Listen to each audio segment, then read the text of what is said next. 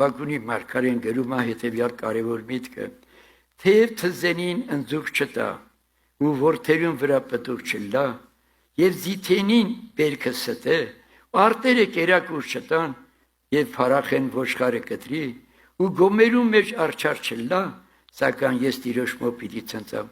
դերից կարևորը Աստված կա ինքը չի արարե որ մենք մեր մոր արգանդից դուրս եկանք մեր հետ բան բերենք երկնքից կամ երկրից եկանք տեսանք ես աշխարհի հեշտ շնորհակալություն հայտնել ենք որ Աստված նախապես պատրաստել է երկրի վրա ամեն բան չես կարա մտածի թե ինչը չկա ով արեց այդ բոլորը ով պատրաստեց մենք եկանք պատրաստի տան մեջ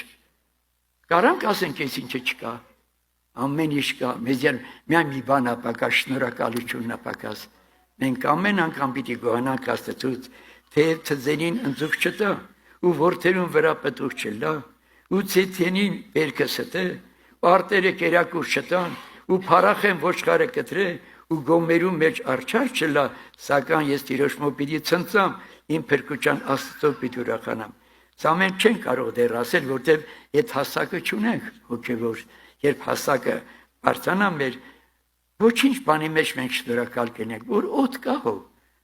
հեշտ մտածել ես այս օդը որ ով տվեց այս օդը շնչում ենք վայելում ենք ամեն ինչը